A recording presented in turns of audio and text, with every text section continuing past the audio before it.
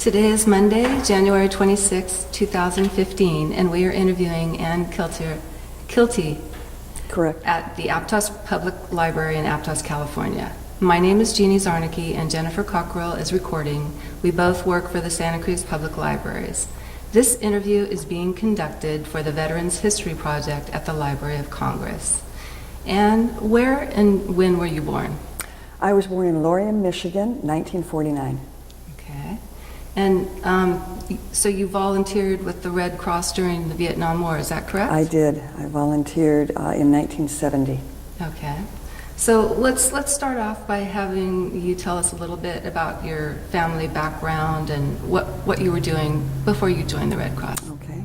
I was raised in Dearborn, Michigan, which is the suburb of Detroit, and went to a Catholic school, 12 years of that, and then over to Western Michigan University, and I got a degree in political science at that point. I was going to be a teacher.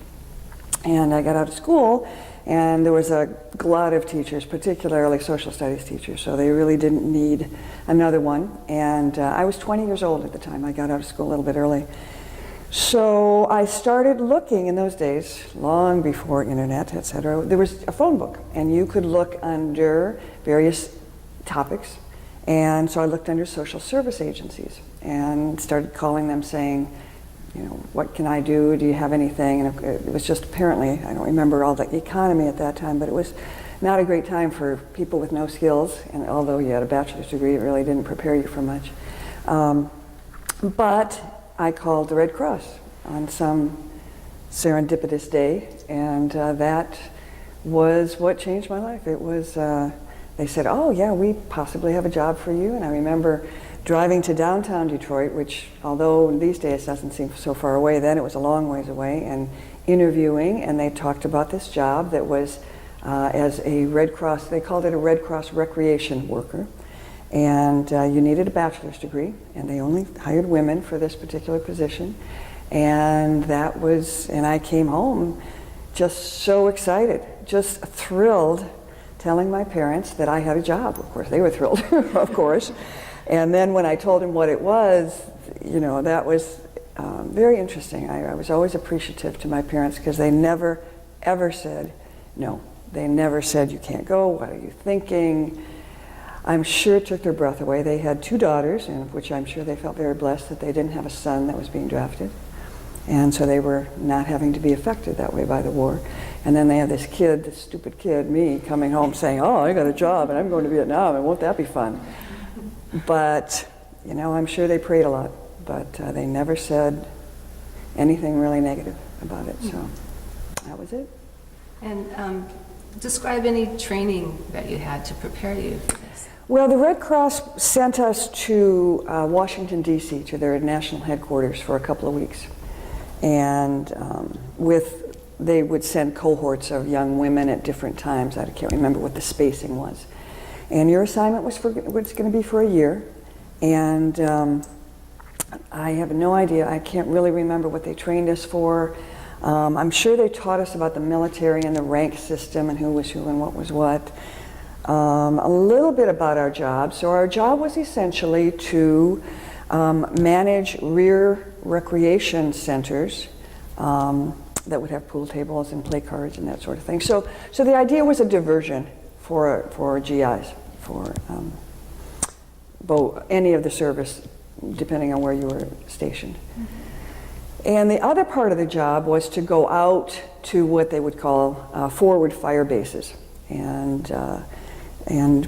fly in, hang out, talk to GIs, play these particular games that you would create for an hour, and get back on the helicopter and go to another fire base. And that was kind of the two parts of the job. And you needed a bachelor's degree, you needed to be a woman. It was a pretty diverse group considering the time. There were, I remember, several African American young women. I don't remember Latinas at that time, of course. There might have been. But that was it, 2 weeks, and it's just, that's kind of a blur. I remember staying in a hotel. That was a big deal. I don't think I'd ever been in a hotel. Certainly not by myself before. And you bonded with the other young women. It was like a dorm sort of atmosphere, college atmosphere. And we were all 21 And the other thing was I was still 20, and you needed to be 21 to take this job. And the day I landed in Vietnam was my 21st birthday. So I want you to think about who you were at 21. I mean, you don't know anything. You're just stupid, sort of. And I was probably more stupid than most. And there I was, landing in Saigon on my 21st birthday. So. And how did you get there? By airplane? They would have huge charter flights taking over GIs at that point. It wasn't, if I remember right, it wasn't commercial then. It was, you'd have 200 young guys scared to death, and these really, me and a couple of other women headed over there. And what was the first place you went to? We landed in Saigon, in Tan Son Nhut, which was the Air Force base there. And we had another week or two of training. So we stayed in an old French hotel that was downtown Saigon, and it was considered a safe area. We had lots of protection around the area. Saigon was very safe at that point. Most of the war was certainly significantly north of that. I remember getting off, and it was so hot. I mean, Michigan gets hot in the summer. It gets humid and kind of miserable, but I have never in my life felt heat like that. It was amazing. And I remember looking at the women who are all really tiny, and I'm a big woman, and they're all tiny, and they've got these, what they call áo đai on. I'm not sure I'm saying that right, but they're the traditional Vietnamese dress, which is a pair of pants underneath and to your mid-calf silk jacket, I guess I would say, dress. They weren't sweating, they were pristine, they were gorgeous, absolutely gorgeous. And I remember looking at them thinking, wow. And I remember the smell because the Vietnamese rode what they call cicalos, which were little two-stroke motorbikes. And they burned diesel. And there was just a smell that was overwhelming to that area, and in the streets are very narrow. So those are the little things that I remember. It's just the heat and the beautiful women, and they didn't sweat. They were just, and we, Americans were just dying over there. That was, but that's what. And probably a week or two. I don't remember how long we were in Saigon. Mm-hmm. And then they would place there would be young women that would be rotating out of country. And then we would go in as the replacements, the new guys. I see. So from there, where did they you went? go? They sent me to Bien Hoa, which was an Air Force base not far, probably 7-10 miles outside of Saigon. And that was with the 1st First Cavalry, which was an Army base, but Bien Hoa was also an Air Force base as well, so it was a combined. And we lived in what they called Quonset huts, which were military barrack sorts of buildings, metal covers, round, half-dome sorts of things. And there would be, I think there were usually 10 of us assigned to a base, 10 or 12. I guess it varied on the size of the base.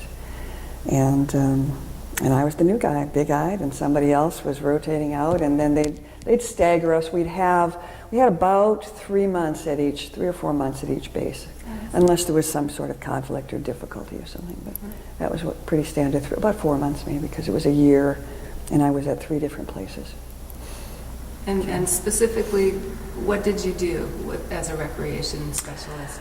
Well, if I was assigned to the recreation hall, and I'm not sure that was the right name, but the center that day, I would go in and we'd make Kool-Aid. There was always Kool-Aid. And you had to make sure you used potable water. That was a big deal. You couldn't use the regular water. You had to use potable water. And you talked to GIs. I mean, that was essentially your job. And they called us round eyes. And we represented to them everything they had left behind. Everything, all their sisters, their girlfriends, wives, moms, whatever it was. It was just, in those days, there were very, very, very, very few women in the military. And so when you went in, you were surrounded by men for a year or two, whatever your duty is. So guys that were drafted then went in for 2 years. If you signed up, you would go in for 3 or 4, and you got more benefits and that sort of thing. But if you were drafted, it was always two-year assignment, and pretty much you were guaranteed a year in Vietnam. Mm-hmm. You were gonna, if you were drafted, you were going to be what they called a grunt, which was an infantryman. Okay. So I would play pool. I am a really good pool player.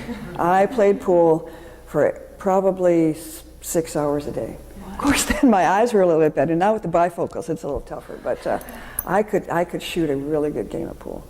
And I'd play cards, and you just talked. And it was like, to them, it was a touch of being back home. Being with, in a very safe, virginal sort of way, of being with a woman. And that was our job, which now, I mean, boy, talk about sexist, and the feminists would be all over this, but that was what we did. That was the idea behind it. And just as an aside, the position apparently started in World War II, in which before men deployed, they would have coffee and donuts, and women would hand it out from the Red Cross. There was no recreation centers or anything like that. The concept of recreation centers really started more in the Korean War and then ramped up in the Vietnam War, because there were other recreation centers run by special services. So if you heard about the Bob Hope Show or any of those sorts of things, it was the Special Services Department, which is civilians but very, very, very closely connected to the military. And they might be civil service, I'm not even sure. Somehow they were connected, much more so than the Red Cross, which was a nonprofit, separate organization. Mm-hmm. But that's kind of the history, and that's where the name came from, as a donut dolly. So if you, a few months ago, I Googled donut dollies when we were talking about this, and I think there's like 10,000 hits on there. It's just an amazing, and people's opinions, and the GIs, going back to what our job was, I mean, they really, first of all, they could not conceive of why a woman would come and do this. I mean, this was just, why would you go to a war zone? Which is a really good question. Now thinking back on it, I'm thinking, wow, why did I do this? I mean, to me, it was kind of like some guys go in and it's romantic. There's a concept of war. There's a romance to it. Obviously, that's not true, but anyway, that was what I did, and we talked. So the GIs had this concept of who we were. So, and they couldn't figure it out. So we were either a saint or a whore. That was it, because we were going to make money on the side.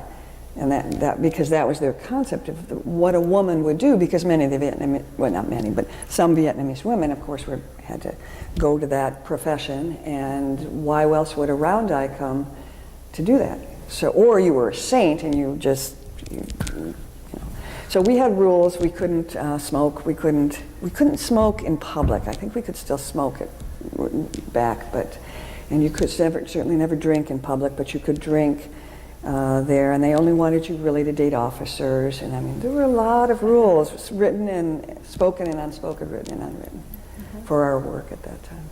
Were you able to keep in touch with your family back home? Oh yeah. We sent cassette tapes back and forth, and you could call, but you had to use, and I'm going to forget that, shortwave radio. So you had to remember, you had no idea, of course, now I would check ahead of time, but I had no idea what time it was back home. So I'd call whenever I had the opportunity, and I'd be waking my parents up. And you always had to say over, because somebody had to switch the line, the radio line. But yeah, I don't know, maybe once a month or so I would get a call. And then, I would send letters and lots of pictures, and my folks would send care packages, and I'm sure they were scared to death for a year. I was so naive. I didn't even think about that, though. Now I was being a parent. Jeez, oh, bezo. But I was just romantic. Oh, this concept, and a woman among all these men, and that was a very interesting idea. And what was the food like? We ate in mess halls, so it was Army food, and so I don't remember a lot about the food. Probably a lot of starch and meat and potatoes sort of thing. I didn't lose weight or gain weight. I was heavier than I am now when I was over there, but because I was looking at some pictures.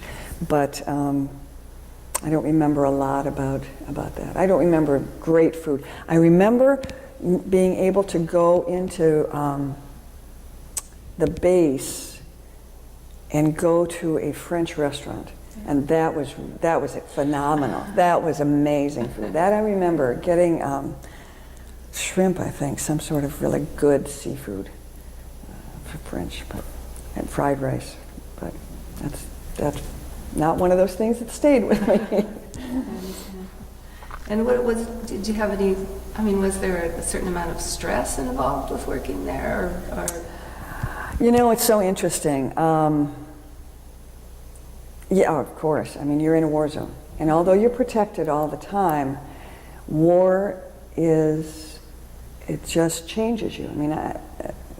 I'll get to the end of my tour in a minute, but you don't realize it. It's affecting you all the time. There was always what we called outgoing, so there's always mortar shells going out from the base. So you're always hearing this explosions middle of the night. I was in country not too long, and we took what they call incoming.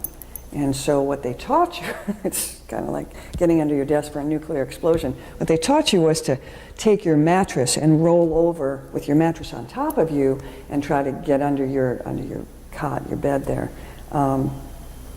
which we were relatively, you're kind of under there because the bombs at that point, maybe they're similar now, but they're shrapnel, so they explode with multiple pieces. So the idea that the mattress could somehow protect you from that. And that's probably it landed, I don't know, from here to the street. And that's probably the loudest explosion I've ever heard in my life. That was very, very scary. I probably hadn't prayed in quite a while, and Lord's Prayer is coming right out. Whatever you can think of at that point, it's, as they say, there's no atheists in foxholes. It's pretty frightening.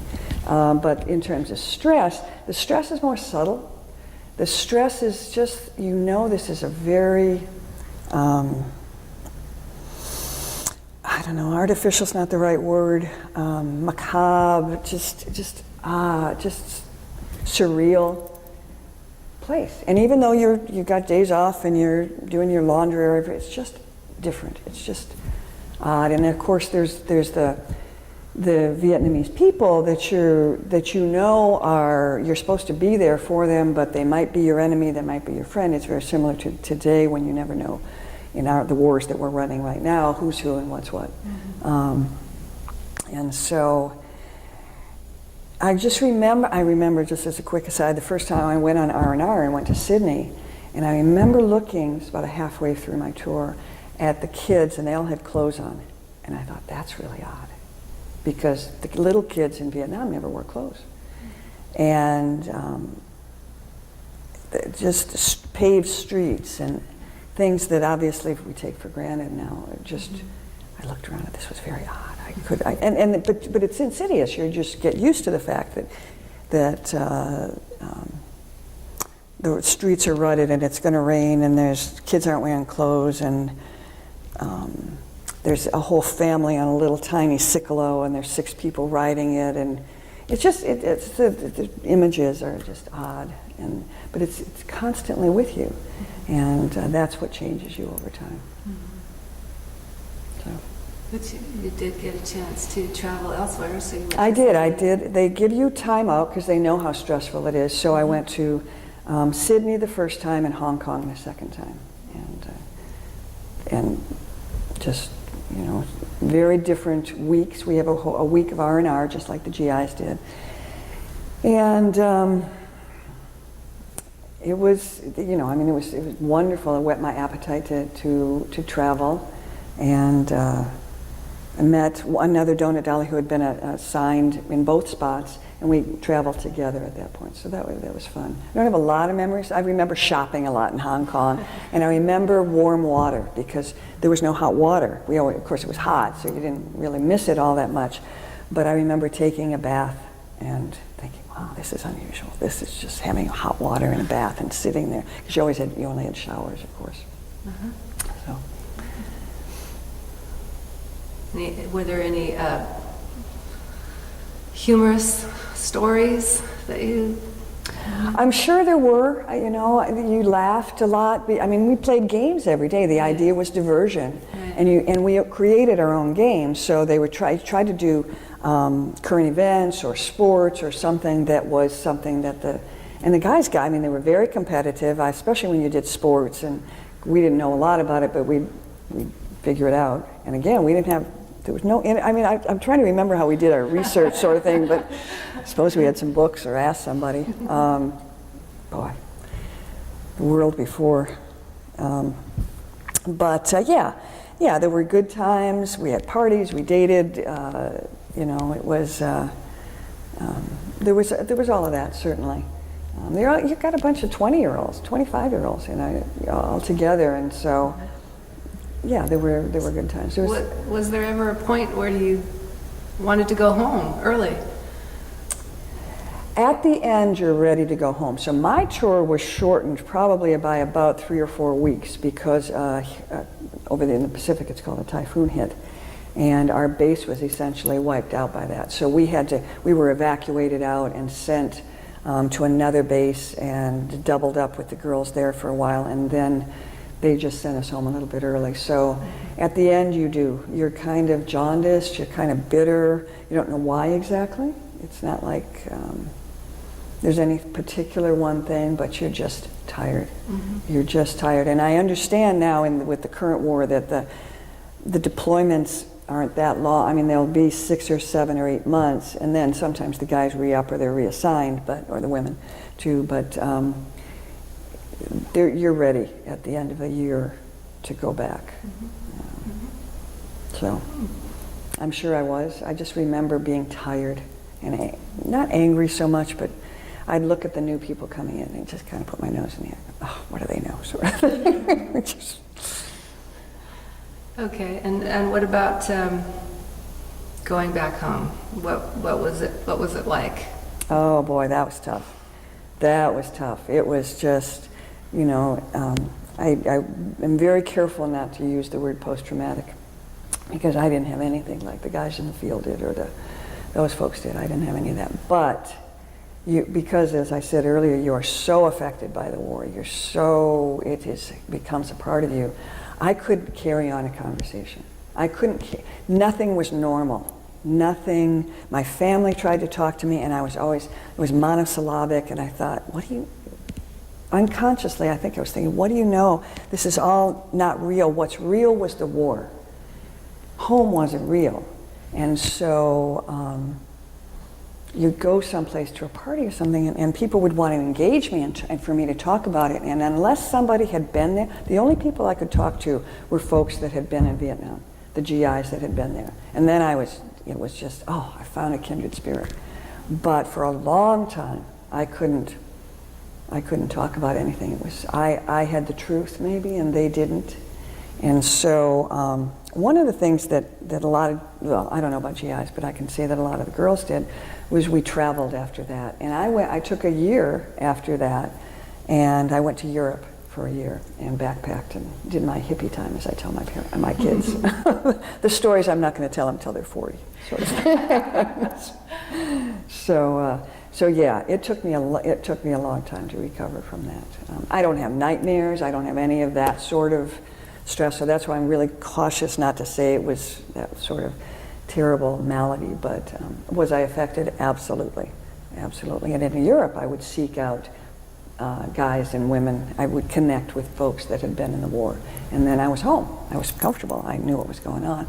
And eventually it went away, and I came back, and I worked for the Red Cross again. When I came back, I went to Fort Sam Houston in Texas and ran a recreation center at the hospital there, which was it was a burn unit, and they received a lot of the veterans from the war as well at that time. But that eased me back into semi-civilian military life sort of thing. So, but yes, it was very amazing what that time did. And you know, as I said, I was always thankful to my parents because it really did change my life. I truly believe that if I hadn't gone there and had that experience, I would have stayed in Michigan. I would have become a high school teacher there and been very happy and done exactly what I had planned for my life. But the minute that I left Michigan, I really, other than to go back home and visit all the time, I never went back to stay there and traveled more and just kind of bounced around and did different things after that period of time. So I'm grateful. I mean, I can't imagine my life not having had that experience that year. And of course, it fades with time. It's 40 plus years ago, 41 years ago. So It's a long time ago, but that, I think, made me who I am. And what kind of work did you end up doing later, after that? Well, it's funny. So I had this bachelor's degree, and so I could work for the Red Cross, and I could have stayed with them, but I then went to nursing school in San Antonio and became a nurse at University of Texas. And then I went on to become a nurse practitioner in pediatrics down in Galveston, Texas. And from there, I went to Dartmouth Medical School up in New Hampshire. And from there, and I stayed there 2 or 3 years, and then I went to Children's Hospital Los Angeles and worked as a nurse practitioner then. And at that time, I met my husband, and we left LA, and we ended up in Salinas. That's how I got here. And I worked as a nurse practitioner then, and then I became a school nurse and at North Monterey County out in Castroville.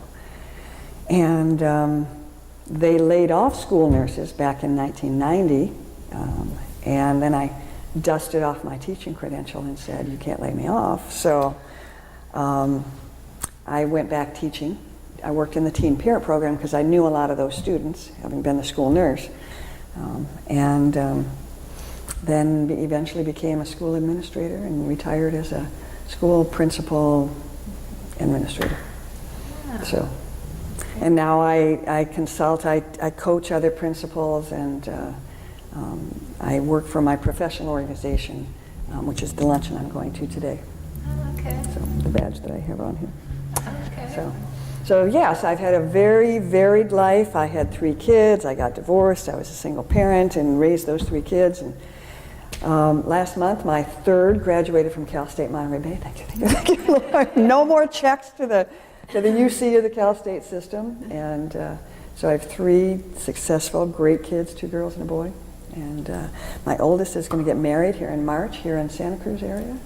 So they're, they've seen the pictures and they kind of wonder. And I said, okay, when I do this interview, you'll hear more about it. But I've told them a little bit. Oh, and every year, one of my friend's daughters, who's a teacher at North County, I go and spend a day there talking to her classes about it.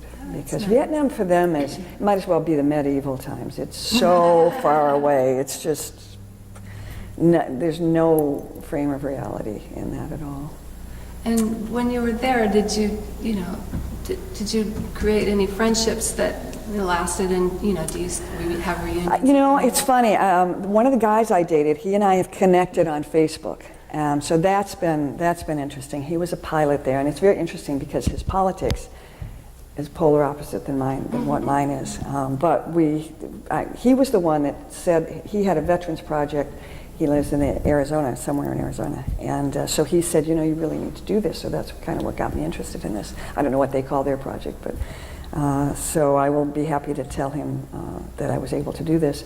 For a short period of time, it's kind of like high school or college. You stay friends for a while and then life just goes in different directions. Now, Donut Dollies have had reunions and they've reconnected now with all the social media. So I don't know that I'd do that. There was one woman who was a very good friend, and she and I traveled in Europe.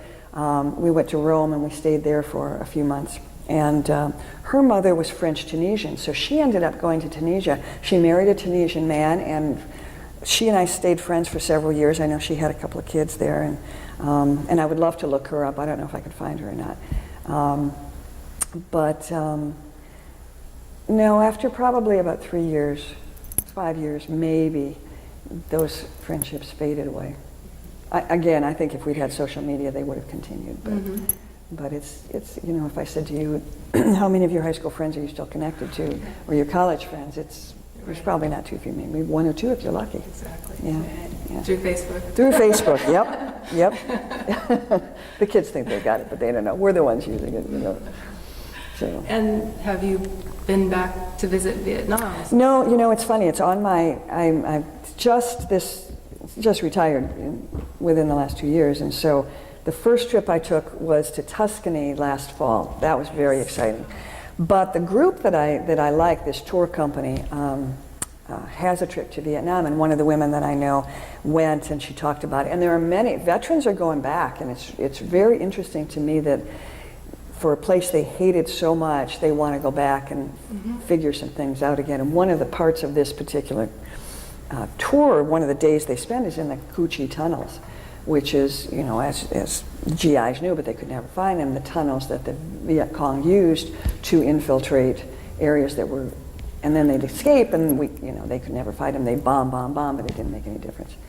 And so I thought, wow, I wonder how the veterans feel going back, looking at where their enemy stayed safe.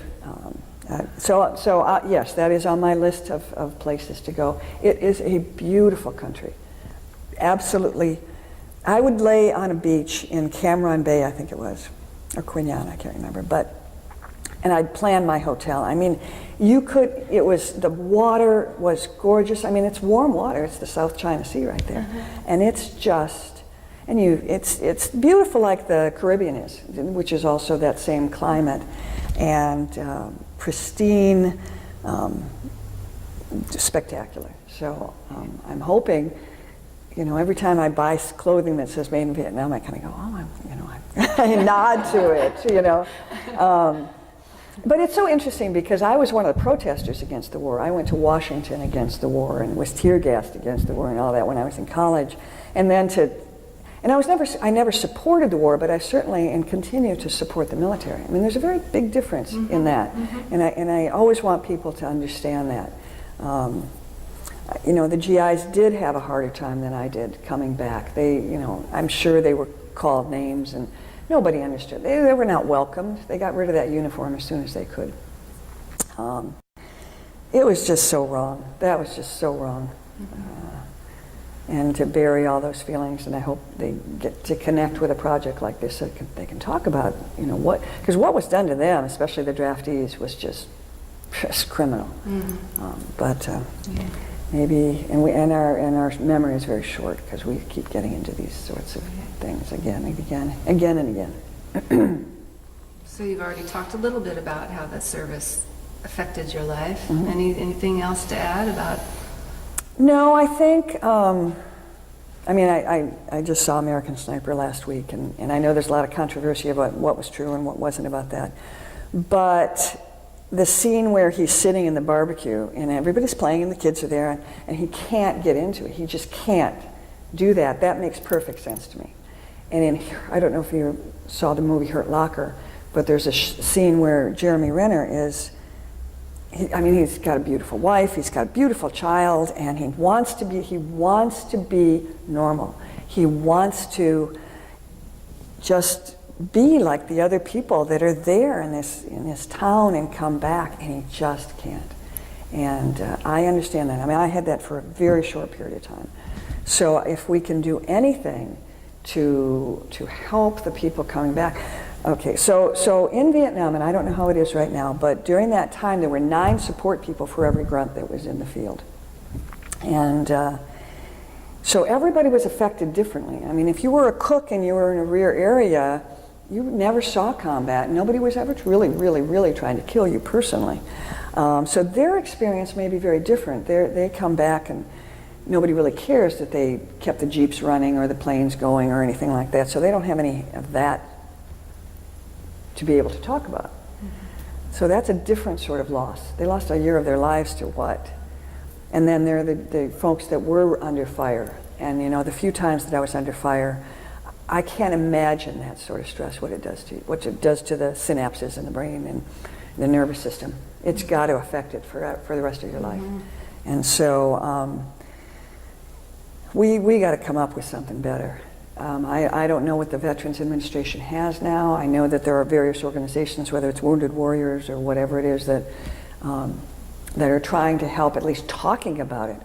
But the military culture is still, you don't talk about it. Not and feel like you're still a man, sort of thing. They may not say that as much out loud. They say, yeah, we've got counselors and that sort of thing, but they train you to kill. They train you in that because you got it, and you get it from the movie American Sniper. You are taking care of the guy next to you. That is what they train you. Nobody stays behind. Your whole mission is to get this guy out safely. That's the training. And so, and I'm not a military person, so I'm not trying to say that's right or wrong or whatever it is. It's survival. That's what it is. So, but that doesn't work in the streets of Aptos. That's just a whole different mindset. So how do you move from that back home again? So that's the piece we've got to do a lot better job on. And again, I don't know if in in Iran or Afghanistan or any of the other places that we seem to get into, how the number, the ratio of support to ground troops is. But it's everybody's got a story, and we have to allow them to say it with legitimacy and honor. We have to honor that experience. Mm-hmm. That's what we're trying to do here. I appreciate that. I'm very appreciative. Thank you so much for sharing. You really gave us a clear picture of what it was like for you. My pleasure. I did bring some pictures if you want to see them. Great. I don't know if let's look at them. It may be too dark for the camera, but that was me on a fire base. These are the picture. And the hat's called a boonie hat. And we could own a boonie hat. We weren't allowed to wear pants. So they didn't have uniform pants for us. They had culottes or dresses for us, which you're getting in and out of helicopters. It's probably a lot of fun with the GIs, I'll tell you. So anyway, that's what it was like. And this is where I would go. And I would go to 4 or 5 of these fire bases. And these are just, they'd fill up bags to protect for a perimeter and concertina wire, and they would be out there for weeks at a time, and then they'd bring the guys back for a few days, and they'd give them a hot shower and a warm meal, and then they'd send them out again. And that's how they lived for weeks at a time. This was our group that went overseas.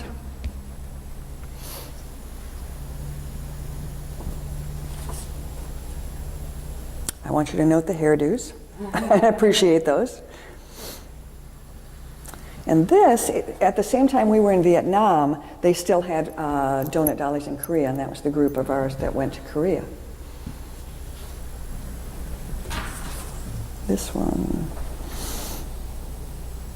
and these might be too dark, I don't know.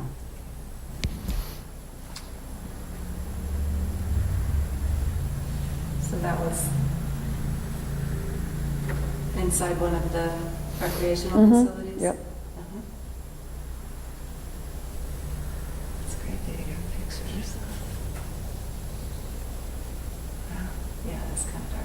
You can see. We'll see. Great. Thank you. You're very welcome. Thank you, Anne, for sharing. We really appreciate it. Is there anything else you wanted to add that we haven't covered? I don't think so. I'm really appreciative of your asking me to do this. It's an honor. It was an extraordinary people that were there, and I honor that time of my life. Thank you very much. Thank you.